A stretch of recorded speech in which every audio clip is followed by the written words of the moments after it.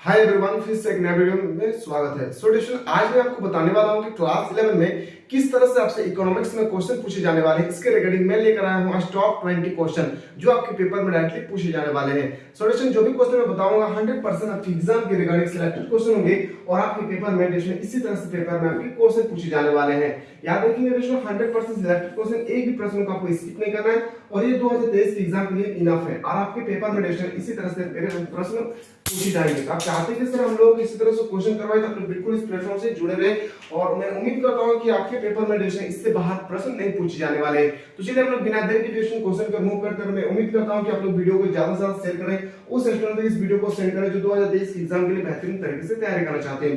तो जैसे कि पहला क्वेश्चन है कि वे चित्र जिसमें आंकड़ों का दंडों या आयतों के रूप में प्रकट किए जाते हैं उसे हम लोग क्या बोलते हैं? याद रखेंगे, उससे हम लोग बोलते हैं क्या? ऑप्शन नंबर सी इसका सही उत्तर होगा क्या? दंड चित्र। क्या बोलते हैं? दंड चित्र। इसका बिल्कुल सही उत्तर होगा ऑप्शन नंबर सी।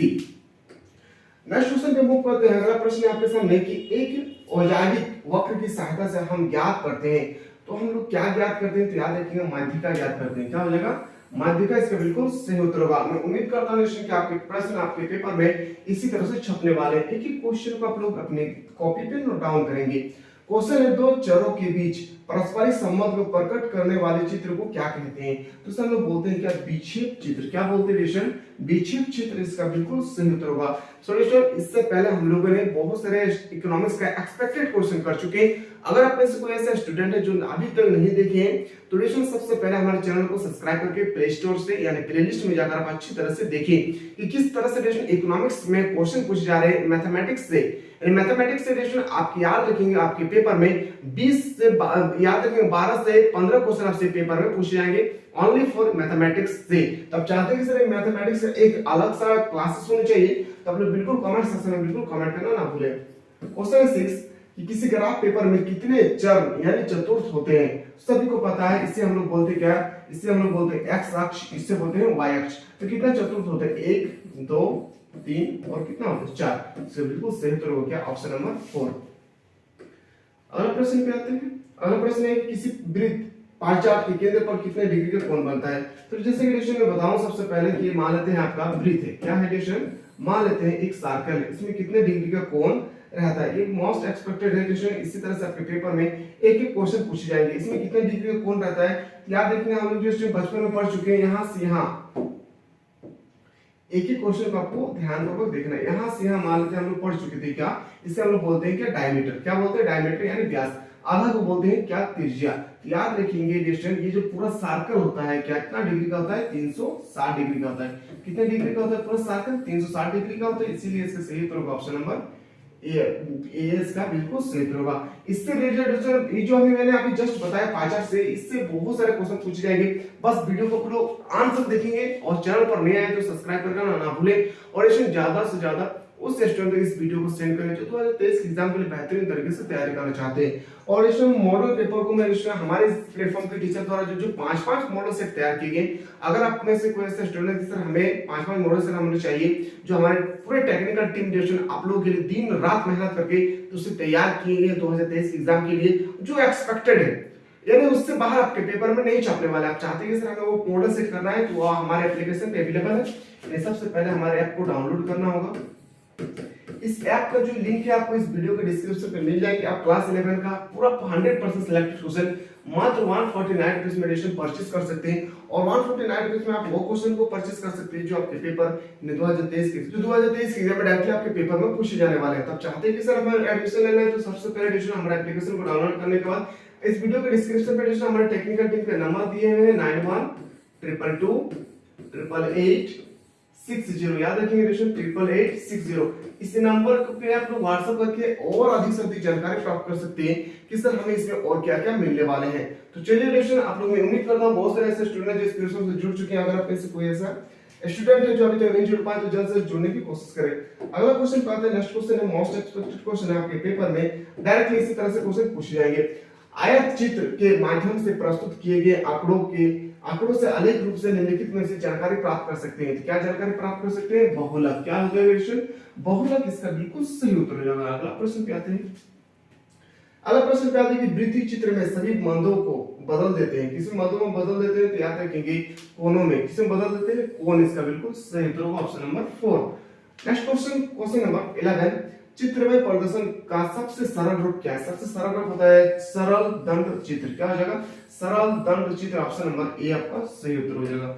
अगला क्वेश्चन पे आते हैं, नेक्स्ट क्वेश्चन है वृत्तीय चित्र का अन्य नाम क्या है? वृत्त चित्र का जो अन्य नाम होते हैं उसे हम लोग बोलते हैं परिपत्र आरेख। क्या बोलते हैं?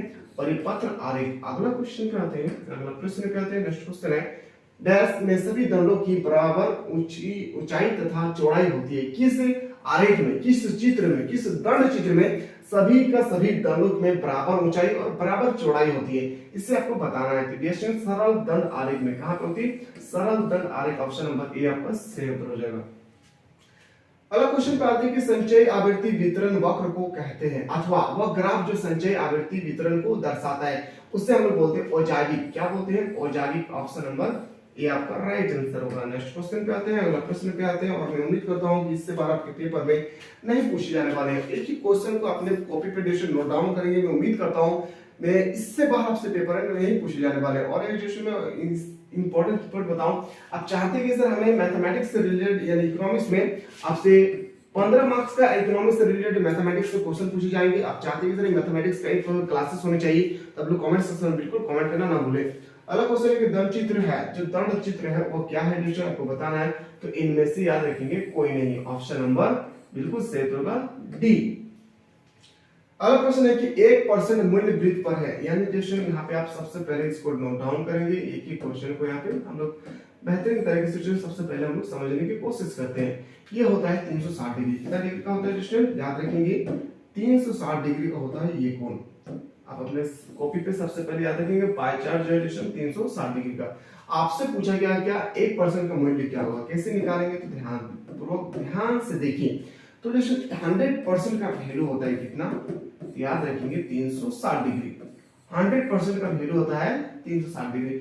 जैसे कि मैथमेटिक्स से रिलेटेड क्वेश्चन आपसे पूछे ही जाएंगे, इसीलिए एक मैथमेटिक्स का सेपरेट से क्लासेस होने चाहिए जहां पे आपके पेपर में जो पूछे जाने वाले हैं मैं वो क्वेश्चन लेकर आऊंगा, ताकि आपके पेपर में आप जब एग्जाम देने के लिए जाए ताकि एक भी प्रश्न आपसे ना छूटे। तो आप लोग चाहते हैं कि सर मैथमेटिक्स का क्लासेस होना चाहिए, तो आप लोग बिल्कुल वीडियो के डिस्क्रिप्शन पे यानी कमेंट सेक्शन में बिल्कुल इसका आंसर बताएं कि क्या हम लोगों को सर बेहतरीन तरीके से तैयारी करने के लिए और क्या क्या करना पड़ेगा।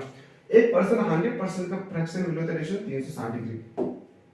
आपको क्या करना है? तो सबसे पहले याद रखेंगे आपसे पूछा है कितना 1% का वैल्यू। तो चलिए हम लोग 1% का वैल्यू निकालेंगे। तो 1% का वैल्यू निकालेंगे कैसे? तो 360 बटा निकालेंगे 100। बस इसको कैलकुलेशन करना है। तो जैसे कि जैसे आप सबको पता है, हम लोग बचपन में पढ़ चुके हैं कि 0 से 0 कैंसिल आउट हो जाएगा, और जब इनको इससे डिवाइड करेंगे यानी 10 से जब इनको हम लोग डिवाइड करेंगे तो आएगा 3 10 से 30 और नीचे आ जाएगा 6, डेसिमल चिपकाएंगे 6, 10 6 60।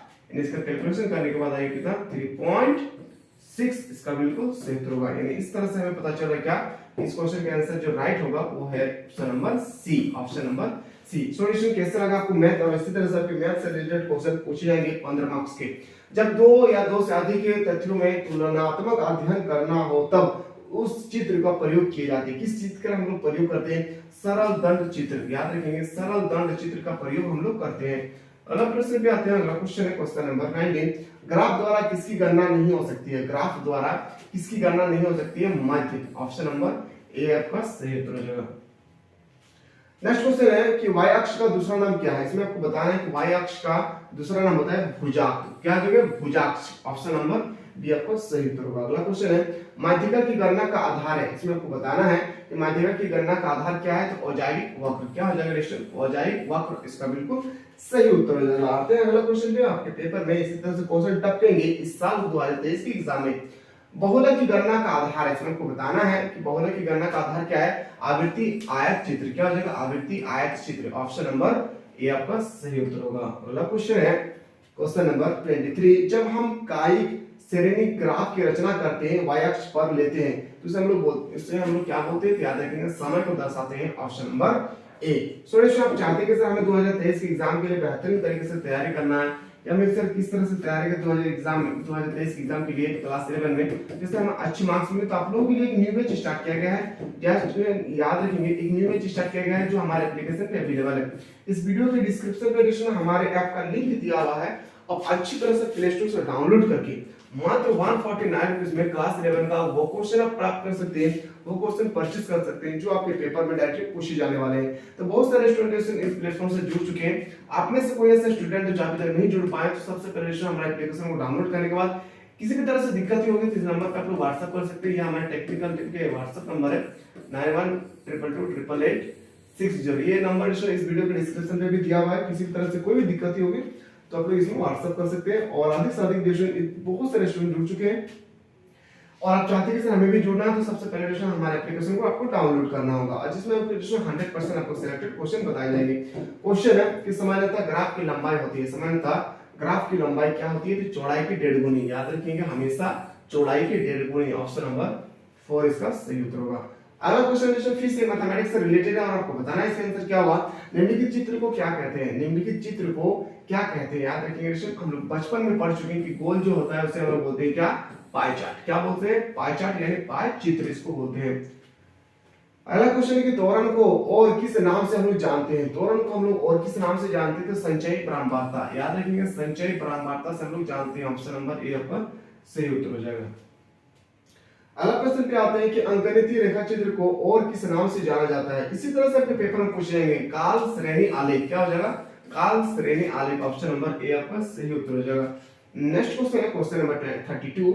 बारंबारता बहुभुज किससे व्युत्पन्न होती है? तो बारंबारता बहुभुज जो है वो आयत चित्र से उत्पन्न होती है। कहां से उत्पन्न होती है? आयत चित्र। इसका राइट आंसर होगा।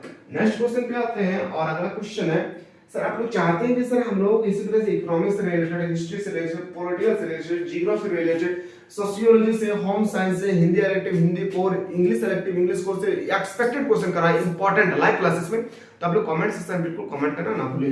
क्वेश्चन है कि एक अच्छी सारणी में क्या सम्मिलित होती है? एक अच्छी सारणी में क्या सम्मिलित होती है? तो याद रखिए इनमें से सभी इसका बिल्कुल राइट आंसर होगा। सॉल्यूशन अभी जो हम लोग डिस्कस किए वो है most important expected question 2023 exam के लिए। आप चाहते हैं कि सर हमें और ऐसे इंपॉर्टेंट क्वेश्चन कराना है तो आप लोग कमेंट सेक्शन में बिल्कुल कमेंट करना ना भूलें।